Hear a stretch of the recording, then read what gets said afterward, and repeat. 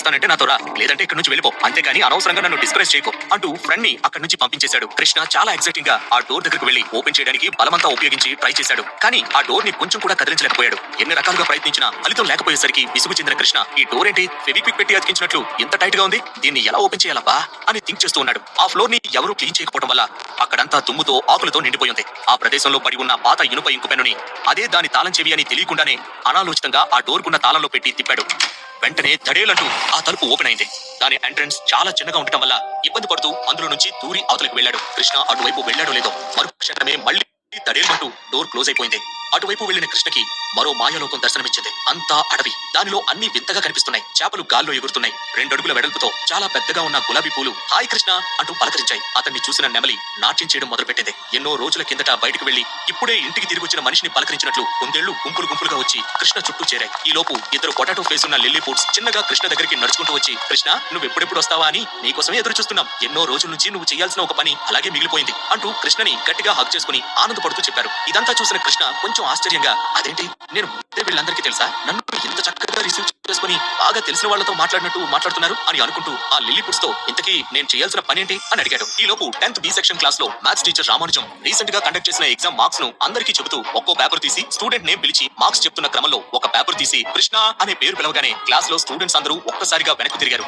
Last bench లో మంచి hair style, మెరిసిపోయే తెల్లని స్కిన్ టోన్ తో అందంగా కనిపించే కృష్ణ చాలా ఫోకస్డ్ గా ది బాయ్ ఇన్ వండర్లాండ్ అనే బుక్ చదువుతున్నాడు. పక్కనే ఉన్న విష్ణు కృష్ణను కిల్లుతూ ఇంటే పిలుస్తున్నారు అని చాలా చిన్నగా అన్నాడు. మ్యాథ్స్ టీచర్ బెంచ్ మీద ఉన్న డస్టర్ తీసి కృష్ణ మీదకు విసిరికొట్టగా అది నేరుగా కృష్ణ నెత్తి మీద పడింది. ఆ దెబ్బకు కృష్ణ ఒక్కసారిగా ఉలికిపడి ఎవరాది ఎవరినన్ను కొట్టింది అని ఆవేశంతో గట్టిగా అరిచాడు. రామానుజం తన సోడా బుడ్డి కళ్ళద్దాలను సరిచేసుకుంటూ నేనేరా నిన్ను కొట్టింది, ఏం చేస్తున్నావు అని అడిగాడు. టీచర్ అలా అడగగానే కృష్ణ ఒక్కసారిగా లోకంలోకి వచ్చి ఏంటి నేను ఎక్కడున్నాను, వండర్లాండ్ లో కదా ఉండాలి, అంటే ఇదంతా నా ఊహేనా అని అనుకుంటూ వెంటనే చేతులు కట్టుకుని సార్ ఐఎమ్ సారీ అని అన్నాడు. రామానుజం తన చేతిలో ఉన్న కృష్ణ ఎగ్జామ్ పేపర్ ని క్లాస్ మొత్తానికి చూపిస్తూ డియర్ స్టూడెంట్స్ మీకందరికీ ఒక విషయం చెప్పాలి, ఈసారి కృష్ణ క్లాస్ ఫస్ట్ వచ్చాడు అని అన్నాడు. రామానుజం ఆ మాటకు ఎప్పుడు క్లాస్ టాపర్ గా నిలిచే శ్యామ్ కన్ఫ్యూజింగ్ లో పడిపోయాడు.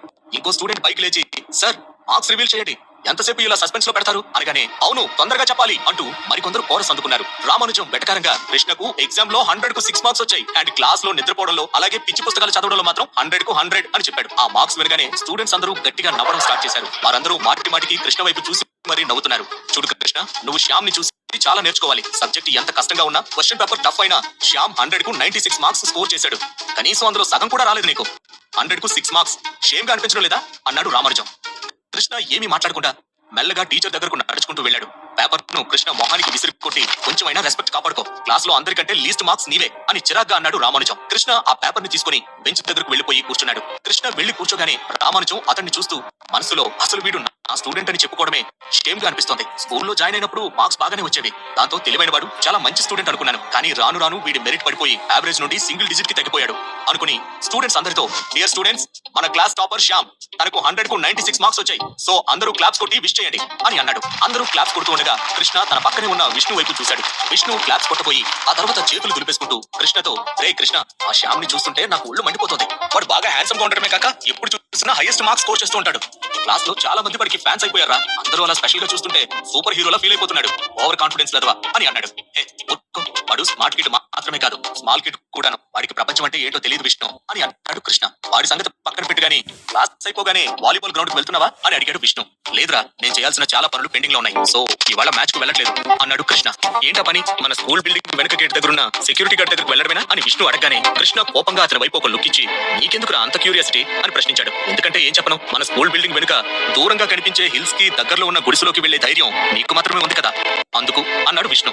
అది విన్న కృష్ణ ఏమీ ఆన్సర్ చేయకుండా విండోలో నుండి బయటకు చూస్తూ ఉండిపోయాడు. ఆ రోజు మిగిలిన క్లాసెస్ అన్ని కంటిన్యూ అవుతున్నాయి. కృష్ణ కొంత సమయాన్ని టీచర్స్ చెప్పేది వింటూ మిగిలిన టైంలో హాయిగా నిద్రపోతూ గడిపి స్కూల్ అయిపోయినట్టు లాస్ట్ బెల్ వినబడగానే ఒళ్ళు విరుచుకుంటూ నిద్రలేచాడు. స్కూల్ బిల్డింగ్ కు బ్యాక్ సైడ్ ఒక గేట్ ఉంది. అక్కడ దాదాపుగా 70 సంవత్సరాల వయసు కలిగిన ఆచార్య అనే ఓల్డ్ మ్యాన్ సెక్యూరిటీ గార్డ్ గా ఉంటున్నాడు. స్టూడెంట్స్ ఎవరైనా స్కూల్ బంకు కొట్టి వెళ్లాలంటే స్కూల్ కాంపౌండ్ వాల్ పైన గ్లాస్